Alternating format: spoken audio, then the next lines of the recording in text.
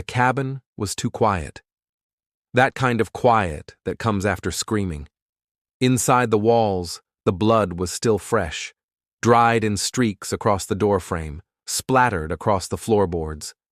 In the ashes of the hearth, something small and scorched was curled into itself, bone or cloth or both.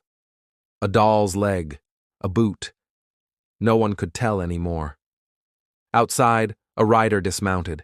He stepped over a shattered window, revolver drawn, his boots crunching against glass and gravel.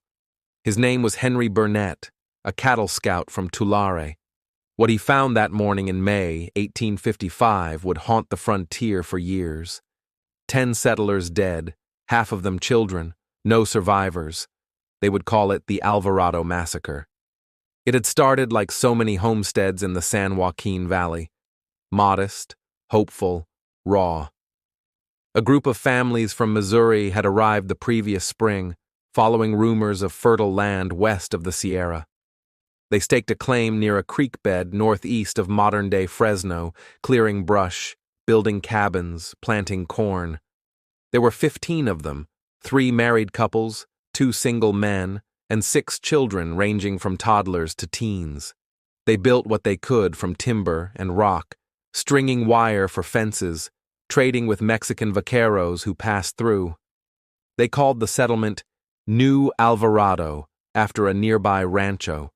There was no fort, no stockade, just trust, and the hope that the violence of the Indian Wars wouldn't follow them west.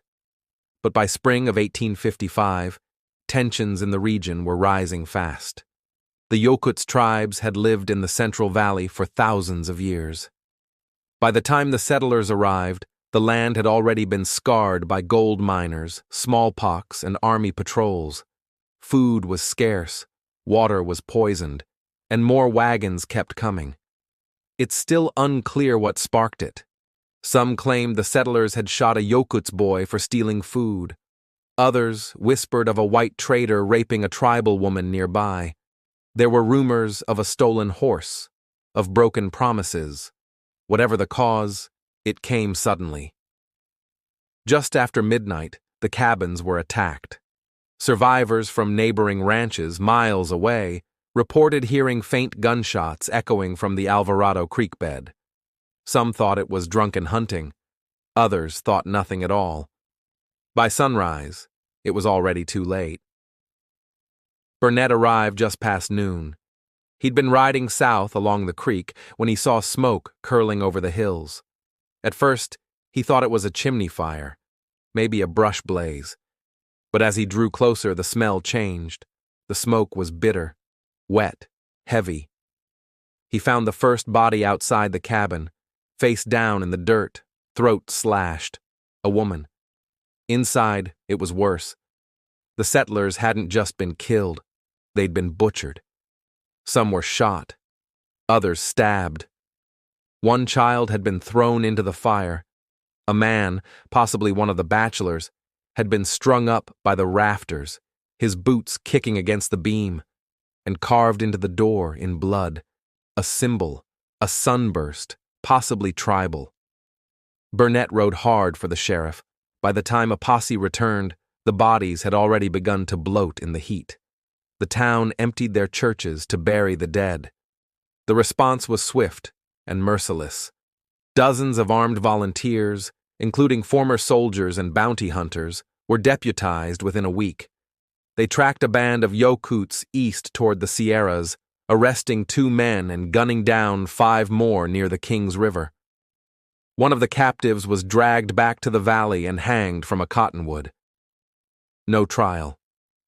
The press seized on the story, branding the Yokuts as savages, the massacre as proof that California was still untamed. But others weren't so sure. Some witnesses said the wounds on the bodies didn't match native weapons. There were rumors of a land dispute between the settlers and a group of ex-soldiers turned vigilantes. One tracker swore he found boot prints alongside the raiders' trail, boots too large to be native-made. The truth was never proven, and the name Alvarado was wiped from the maps. Today, there's almost nothing left of the site. No graves, No cabins, just a wind-worn marker near the edge of a forgotten road that reads, 10 souls lost, May 1855. No names, no justice, only the wind in the trees and the silence of a place no one speaks of anymore. Thank you for listening to Deserted Trails. Subscribe for more forgotten stories from the old frontier.